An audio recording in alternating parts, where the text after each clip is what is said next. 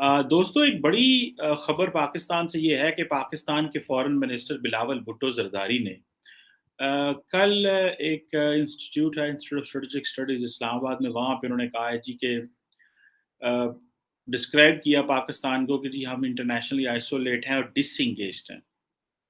और उन्होंने कहा कि इंडिया के साथ जो टॉक्स हैं वो हमारे इंटरेस्ट में हैं।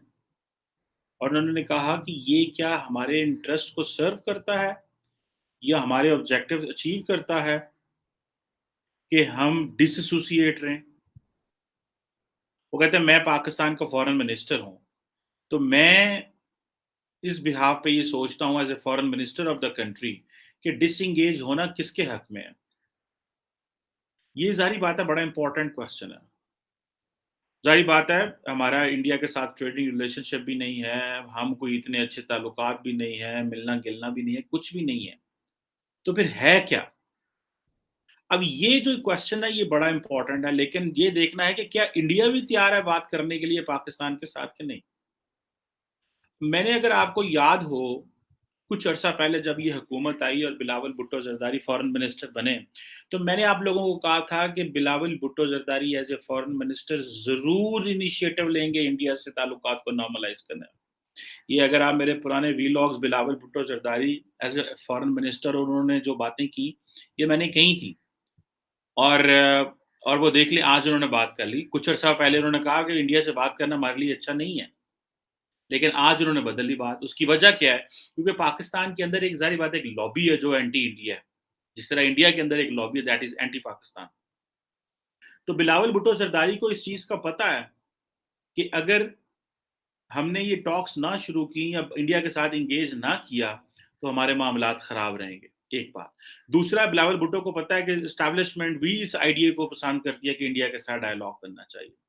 तीसरा, उन्हें इस चीज़ का भी पता है कि इमरान खान साहब जो कि पावर से बाहर चले गए, जिनको निकाला है बिलावल भुट्टो ज़रदारी और बाकी सियासी जमातों ने, वो इसकी मुखालफत करेंगे कि क्यों इंडिया से टॉक्स हो रही हैं। हालाँकि जब वो पावर में आए थे, तो वो भी चाहते थे टॉक्स हों। पाकिस्तान की खारजा पॉलिसी से जुड़ी सबसे अहम खबर के हवाले से, क्योंकि अब बज़ाहिर लगता यह है कि पाकिस्तान की खारजा पॉलिसी को यकसर तब्दील करने का फ़ैसला कर लिया गया है। और आपको वैसे भी मालूम है कि पाकिस्तान को हम एक तजुर्बागाह के तौर पर, एक लेबॉरेटरी के तौर पर ट्रीट करते हैं और 74-75 साल से यहाँ पर हम तजुर्बे कर रहे हैं, मुख्तलिफ़ किस्म की पॉलिसीज़ बनाते हैं, एक पॉलिसी काम नहीं करती, फिर दूसरी पॉलिसी बना ली जाती है। और इसी तरीके से अब जो खारजा पॉलिसी है उसमें जितनी बड़ी और बुनियादी तब्दीली लाई जा रही है, जिसका एक लाउड एंड क्लियर मैसेज ये है कि let us trade and let us engage with India. India से बातचीत की जाए, मुज़ाकरात किए जाएँ, चाहे कश्मीर में जो कुछ हो रहा हो, इंडिया किस तरीके से पाकिस्तान को ट्रीट कर रहा हो, इससे फ़र्क नहीं पड़ता, हमें उनसे तजारत करनी है और बातचीत करनी है। फिर बिलावल कहते हैं कि मेरे ख़्याल में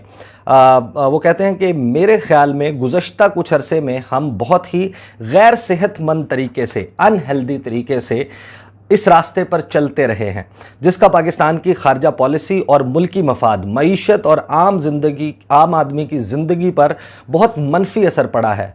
अगर मैं नतीजा निकालूं तो जिस सियासी तरीके से हमने अपनी खारजा पॉलिसी को चलाया है, तो वो यही है कि हमने दुश्मन को नुकसान पहुंचाने के चक्कर में दरअसल खुद को नुकसान पहुंचाया है। और हम सबको दोबारा से ये देखने की ज़रूरत है कि ऐसा करके हम आज कहां खड़े हैं। पाकिस्तान के विदेश मंत्री बिलावल भुट्टो जरदारी ने कुछ बोला, ऐसा बोला कि पाकिस्तान और इंडिया के रिलेशंस बेटर होने चाहिए, होने भी चाहिए। ये मैं भी मानता हूं कि होने चाहिए, लेकिन रिलेशंस बेटर होंगे कैसे? उन्होंने ये बोला कि हम प्रेस कॉन्फ्रेंस के थ्रू, प्रेस रिलीजेस के थ्रू इंडिया से बात नहीं कर सकते, हमें डायरेक्ट बात करनी चाहिए।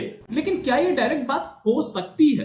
क्या ये डायरेक्ट बात होना पॉसिबल है जब तक आपने अपने घर के अंदर आतंकवादी बिठा रखे हो, दाऊद इब्राहिम वहां बिठा रखा हो, साथ में आपने वहां पर हाफिज सईद बिठा रखा है और आतंकी संगठन बिठा रखे हैं जो इंडिया पर हमला करने का सपना लेते रहते हैं, साथ साथ इंडिया पर हमला करने के लिए तैयार रहते हैं, जिस पर आपकी आईएसआई और आपकी आर्मी सपोर्ट करती है।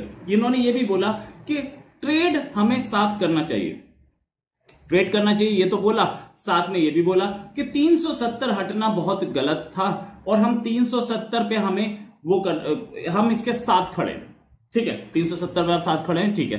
370 तो भूलनी पड़ेगी, ट्रेड तो करना है तो। और इन्होंने ये भी बोला कि हम दोनों की इकोनॉमी अगर हम साथ रहें तो बहुत अच्छा रहेगा। बात है फ्यूचरिस्टिक की, अपनी अपनी लोकल कॉन्स्टिट्यूएंसी को, इलेक्शन भी तो लड़ना है ना, लोकल कॉन्स्टिट्यूएंसी को 370 भी सुना दिया, मान लिया। सबसे बड़ी प्रॉब्लम है इंडिया की पॉलिसी है कि जब तक आतंकवाद चल रहा है तब तक हम दोनों आपस में बात नहीं करेंगे। तो आतंकवाद बंद करने का प्लान बनाया है। शहबाज शरीफ से बात हुई है क्या? ये भी बोला कि हाइपर नेशनलिस्टिक मीडिया है, उस हाइपर नेशनलिस्टिक मीडिया के थ्रू हम बात नहीं कर सकते, हमें उनसे बात, मीडिया से बात करके थोड़ा बेटर माहौल बनाना चाहिए। इस पर भी मैं एग्री करता हूं कि ये बात सही है।